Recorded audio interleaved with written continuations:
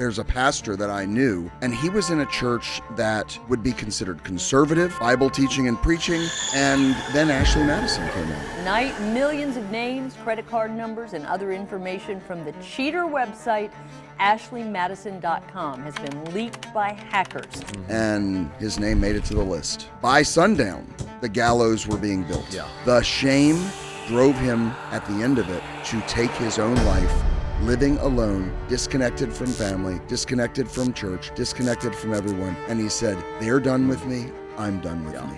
The suffering you are going through is God kicking you into a new freedom. Because if you get to the point like I was, like we all were, where we were ready to take our lives in the darkest moment, the reason is because we have so anchored our identity in whatever it is we're losing. Failure is also a form of suffering.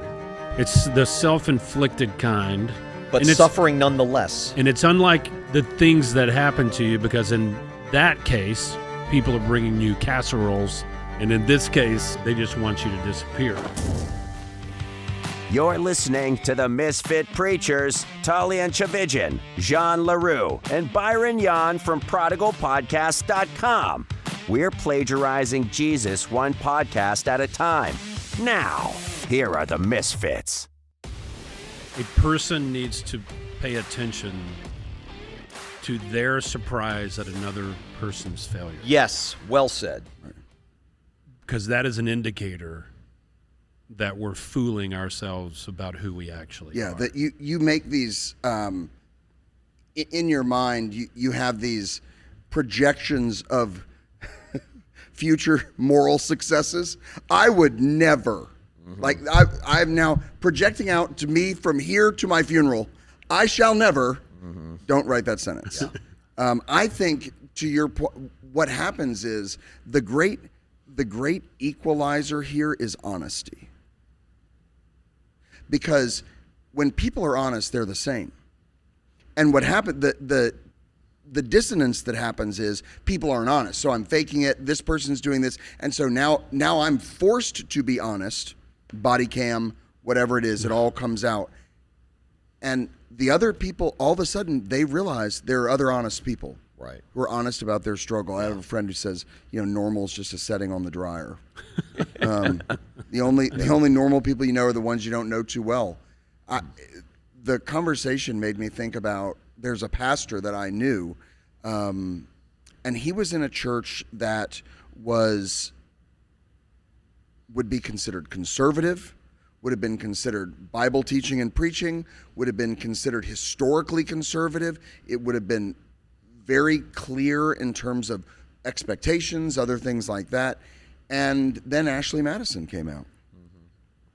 And what was being portrayed as Christian piety or moralism, whatever, here was not consistent. And his name made it to the list. Yeah.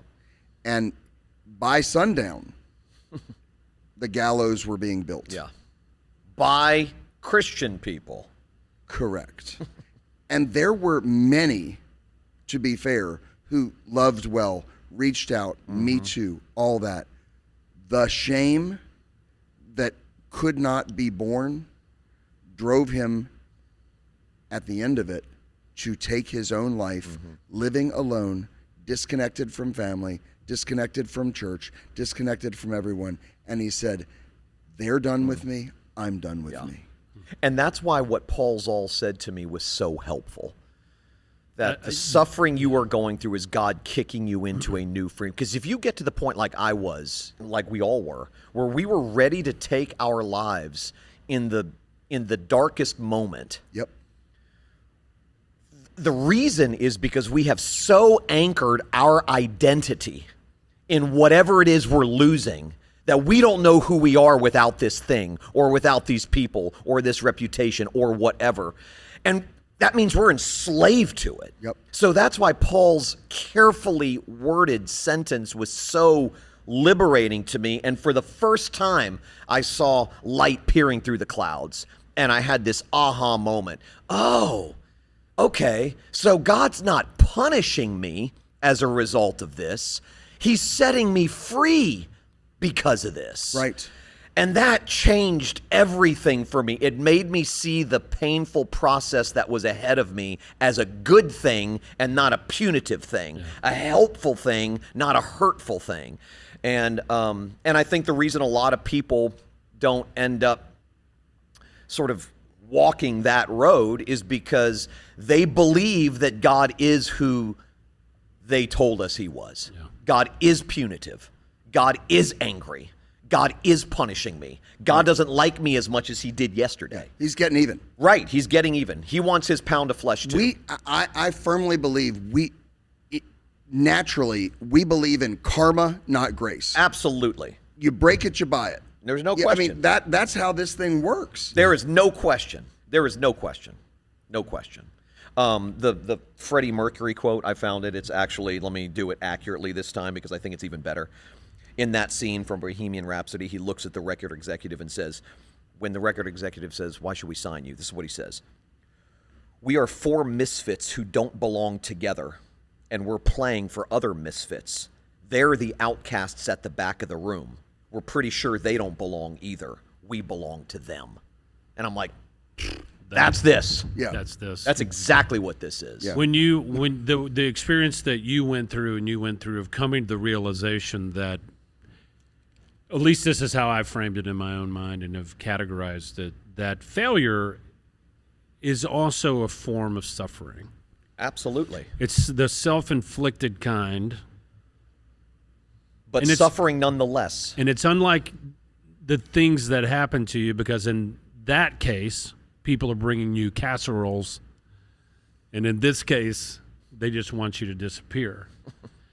And it was when I got my mind around, I had the same epiphanal experience that, and like my attitude flipped. I was in that dark moment down that hallway contemplating, I'm done, I'm worthless, I'm out, nobody loves me. I'm just burning oxygen on this planet. But it was in that, I had to get to that point to just give up and drop the idols and what my identity was in. And it stripped me of all that. And I remember the line in East of Eden, which is like the line of that book and a lot of literature where a character has failed if you know the story, and there's a line that comes, "Oh, good. Now that you don't have to be perfect, go be good." Yeah. Right. Like there's this gigantic paradigm shift. Well, I showed you the pic. I mean, I can remember in the days leading up to my court case, I showed you the picture I sketched. I grew up drawing artistic. Yeah, I forgot that. And I remember sitting in the middle of a field in a state park outside of Nashville with a sketchbook. And I had sat down to ostensibly like, okay, let's totally 180 degrees. I grew up as an artist. I'm going to draw the trees or a little boat on the water, whatever. And I ended up sketching this picture of a naked man with his hands down and his face on the ground and darkness all around him. And in the middle of a sunshiny field, and that's what this macabre picture, and I was like, that's how I feel. There are dogs walking by, people throwing frisbees, and Schroeder has got the one rain cloud above his head, lightning, God is punishing me, I shall die here. And there are people out there sketching that picture right now. Yeah. They're looking at pictures through their phone, and they go, I remember when I used to be happy. I remember when life used to be good. Yeah. And they finish the sentence, until I destroyed it. And the karma kicks in, and I believe I deserve it. Yeah. And I should be alone, Yeah. and I should be discarded, and I should be unwanted, and I should be abandoned. And even though we love grace, believe in it, Right. want other people to love it and believe in it, I still do that all the time. Every single time one of my adult kids goes through something difficult and painful in their personal lives, whether it's my oldest son Gabe, my middle son Nate, or my daughter Jenna, every time my internal immediate reaction is, I did this to them. Yep. They're suffering because of what I have done. And there's a part of that that's true. Their lives were set on a different course. But the self-condemnation that comes instinctively, naturally, when they're struggling. Or I have 3 grandsons, and we were trying to get them into a different school, which was expensive. And I'm sitting there depressed as all get out on a Sunday afternoon. And Stacy was like, "What's the matter?" And I'm like, "I blew it. I blew it." She said, "What do you mean?" And I said, "I blew it. Like, I had all of the resources I needed to be able to get my grandboys into this school. I had the connections. I had the financial resources. All I would have had to do 10 years ago is make a phone call. Yep. And these boys would have been at the top of the list and in class." And I said, "I blew that. My grandkids are now suffering because of what I did." So it is the karmic mindset is deeply ingrained in all of us. Yeah, my frame is bent. That's really, really powerful. My frame is bent this way. Yeah. And if I take the hands of grace off the wheel, It'll go naturally into the ditch and by I hear itself. that rumble strip on the side, and I kind of know that I'm there, and I just have to shake myself out of it and put grace back in the seat and get myself back over there. But it's a constant battle, especially with all the circumstances that we face. Now, we're not saying there aren't earthly. Oh my gosh, the horizontal consequences are real, and we're living proof of that. And You don't want them. It's a simple math, Right. You But do this, the point this is, will happen. Like, I think it's so helpful because we're not fixed. No. And that's a week and a half ago, I got a haircut. It was the second one by the same lady who had cut it a week earlier, and it was just weird. I mean, it's not great, but it's much better than it was. Can I tell people how much I wish I had your hair? Yes. I mean, look at Please it. do. Okay, go ahead. Can we start the fan with a fan blow? I mean, you want my hair? I got hat head. You want my hair? Oh gosh, I love it. No, I want. And so this woman, I went in and I said, "Can you do this?" And so she fixed it. And this sweet lady who's Olive Branch, Mississippi, at a strip mall haircut place. Nothing fancy about it. And I got up and I said, "Okay, I'll Venmo you." She goes, "No, you don't owe me anything." And I said, "No, I came back, I asked for it." She goes, "It was my mistake the first time. I'm going to pay for it." She goes, "Looks like there's a preacher who needs to learn to accept a little grace." Yeah, that's true. I was like, "Thanks, Don't we Flo." all? I mean, it's one of the reasons why I agreed to do this. Yeah. Because I need this. Yeah. I tell people all the time, the reason I preach the radicality of God's grace with as much passion as I do is because I am doing everything I can in the moment to convince myself that this is true as much as I'm trying to convince you. Yeah. I mean, we don't come into this world believing this stuff. Right. In fact, the Apostle Paul says the law, what to do, what not to do, and the consequences that flow from that, that's already written in your heart. That's inside you. Grace comes from outside of you. It's otherworldly. And so we'll wrestle with this for the rest of our lives. There's no question we will wrestle with this for the rest of our lives. And that's okay. Right. It's okay. It's honest to admit that we're going to wrestle with this for the rest of our lives. And for anybody who's listening, who's wrestling with, why don't I get this more than I do? It's okay. Right. Like, it's fine. And I've been in that position that we had talked about before, where we become very ungracious toward those people who don't get grace. Right. And, you know, if you can't see it, there was this kind of shoulder shimmy when he went, "Don't get grace." Right, yeah, absolutely. It was don't get grace. I mean, I think maybe this is when we put on TikTok those who don't get grace. Let's not be mean girls. Right. Okay, Yeah. keep going. So Sorry. I love what we're doing. I believe it. I believe in what we're doing. I know how badly I need what we're doing. Yep. And to allow people the freedom to admit that it's okay to not be okay, that we will be in recovery for the rest of our lives, all of us. And like I said in a previous episode, there are 2 kinds of people in this world. Yep. People in recovery who know that they are, and people in recovery who think that they're not. But there is no one who is not in recovery. That's true. That's true. So Can I put one last bow on? Please. My hope would be everybody knows that person who's in the darkness.